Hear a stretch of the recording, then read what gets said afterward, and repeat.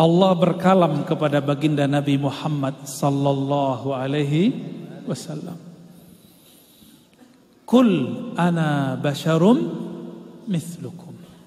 Katakan hai Muhammad, aku, ini Allah yang perintah. Aku adalah bashar, manusia yang sama mithlukum, seperti kamu. Hati-hati, banyak orang titik di situ. Akhirnya dia mengatakan Muhammad sama aja dengan kita, ya. Ini hati-hati. Yang mengatakan itu, kalau nggak orientalis, kalau nggak kelompok-kelompok ekstrim yang mengharamkan Maulid Nabi. Ya. Kelompok apa? Antum lebih tahu ya. Ya. Apa? Hantu Banyu. Horor sekali guru. Itu penamaan dari guru tuh ya. Jadi ada kelompok kata guru yang suka membid'ahkan maulid sama zikir barusan. Namanya kelompok Firqah Hantu Al-Banyuwiyah. Itu bukan saya loh yang ngomong ya. Hantu Banyu. Ini jarang saya sampaikan. Beberapa waktu lalu kita sowan ke Abah Lutfi. Abah Lutfi, pimpinan Thariqah Jatman, Sayyidul Mursyidin. Apa kata beliau?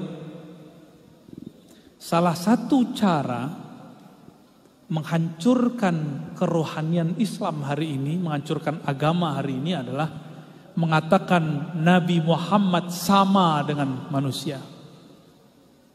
Padahal ayatnya belum selesai. Ini beliau pesan, maka semua habaib, semua masyaikh, para kiai beliau mengajak, mari hidupkan mahabbah kepada Nabi. Baru sholawat. Ma'rifatun Nabi dulu, baru sholawatun Nabi sallallahu alaihi wasallam. Kenapa sholawat tidak berkesan di kolbu? Karena kita belum mengenal siapa yang disolawati. Kenapa ziarah kubur tidak terasa berkesan? Karena kita tidak kenal siapa yang diziarahi. Kenapa kita nggak hormat kepada orang? Karena kita tidak kenal apa yang di dalam kolbunya. Maka jangan berhenti ya, Maulid Nabi terus hidupkan. Hidupkan terus. Qul innama ana basyarun mislukum. Ada kalimat berikutnya. Yuha ilayya. Diwahyukan kepadaku. Apa yang diwahyukan kepadaku? Bahwasannya la ilaha illallah. Itu yang kita zikirkan dari tadi. Apa maksud ayat ini? Ada makna tersirat.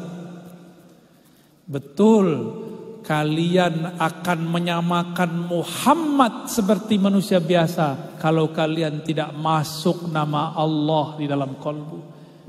Orang akan menganggap Nabi Muhammad sama dengan dirinya jika nama Allah, lafaz la ilaha Allah tidak bertahta di dalam kolbunya. Itu makna pertama. Makna kedua, Nabi Muhammad mengatakan dirinya sama dengan dirimu. Mithlu. Mislu. Semisal. Tapi kok semisalnya berbeda? Dia semisal kamu tapi dia diwahyukan la ilaha illallah. Sedangkan engkau tidak diwahyukan la ilaha illallah. Maka supaya engkau bisa menyamai jalannya, bukan menyamai darajahnya, mengikuti jalannya, maka ambillah ilmu la ilaha illallah. Maka dari dulu sampai hari ini, ulama yang Allah masyhurkan pasti ulama yang di kolbunya ada nama Allah, pasti. Yang dulu-dulu. Maka kitab-kitabnya bertahan. Jangankan kitab Kanzul Ma'rifah, kitab Imam Zarnuji. Kitab apa tuh kitabnya? Al-Ajurrumi. Ya, Ajurumiyah. Kitab Jurumiyah bukan kitab tauhid. Itu kitab ma'rifat ilmu lughah, al-i'rab. Itu kitab, apa kata beliau? Ya Rabb, jika ini ikhlas untukmu, maka pasti tidak binasa. Lalu dia lempar ke sungai. Besok balik. Maksudnya apa? Yang nulisnya di kolbunya bertahta nama Allah. Itu dia. Itu Imam Zarnuji. Jadi yang kitab-kitab yang kita baca hari ini itu rata-rata wali Allah. Namun ada wali yang bertugas untuk ilmu nahwu saraf. Ada wali yang bertugas mengajarkan ilmu thariqah dan lain sebagainya. Maka makna tadi kul innama ana basyarum mithlukum. Katakanlah sesungguhnya aku manusia seperti kalian. Jika kalian masih tetap mau biasa, janganlah belajar la ilaha illallah. Tapi jika ingin menjadi pewaris Rasulullah, maka belajarlah la ilaha illallah. Awalnya lisan yang membaca, nanti lama-lama kolbu yang baca, nanti lama-lama dibacakan di dalam kolbu, ditalkinkan di dalam kolbu. Bukan dari jin, bukan dari syaitan. Yuha ilayya. Jika ulama pewaris para nabi, nabi diberikan wahyu la ilaha illallah, maka ulama diilhamkan makna la ilaha illallah. Ya. Gimana? Udah belum? Disitulah Imam Ad-Dusuki mewasiatkan muridnya, jika engkau ingin terbebas dari api neraka, maka bacalah la ilaha illallah sab'ina alfa marrah, 70.000. Disebut dengan zikir ataqah. Apa namanya? Zikir ataqah.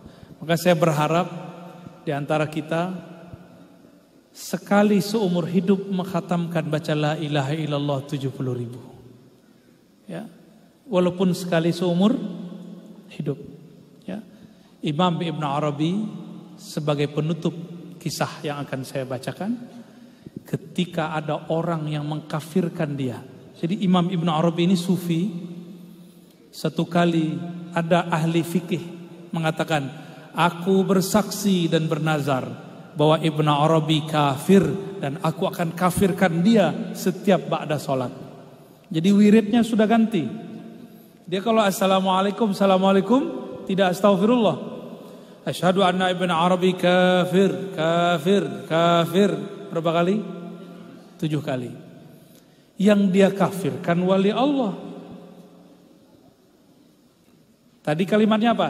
Siapa yang menghina sultan Allah fil ard, orang yang diberikan sultan, baik umara ataupun ulama yang wali, Allah akan hinakan dia di muka bumi.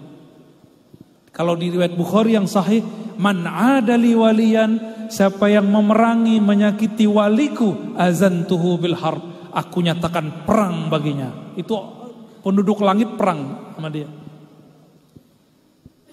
Orang ini belum sampai 7 hari mati sakit jantung, mati mendadak, mata fujatan, mati tiba-tiba. Sedang syahadat apa? Asyhadu anna Ibn Arabi belum sampai fir mati. Ya, malaikat marah, malaikat maut turun langsung. Karena malaikat maut berteman dengan para wali. Karena wali setiap hari mengingat kematian. Itulah pertemanan wali dengan malaikat maut. Mau temenan? Mau berkawan sama malaikat maut? Sukalah ke tempat kuburan. Supaya nanti kalau dia jemput, dia sudah kenal, bro. Orang-orang yang jarang ziarah kubur, yang jarang ingat kematian, malaikat maut tidak kenal dia.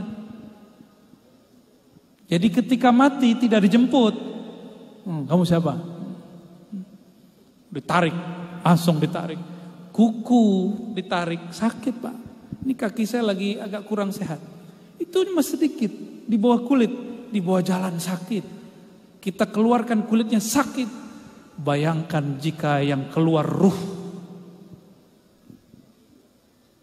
Ini orang lupa sama itu, yang mengkafir-kafirkan Ibn Arabi, bahwa Ibn Arabi setiap hari berteman dengan malaikat maut karena dia ingat mati setiap hari. Dan Ibn Arabi hampir setiap hari ziarah kubur. Nih, siapa yang kolbunya keras, ziarah kubur. Kubur siapa yang paling yang mengena di kolbu? Kubur yang kita kenal. Sebelum ziarah kepada ulama, ziarahlah kepada orang yang dekat, orang tua. Rasakan di situ pasti nangis atau minimal sedih. Baru ziarah ke Datuk Kelampayan. Ini ziarah ke Datuk dulu, baru ke orang tua itu balik, ya. Sebelum ziarah ke ulama, ziarah dulu ke orang tua. Syukur-syukur orang tuanya ulama, dapat 2 derajat.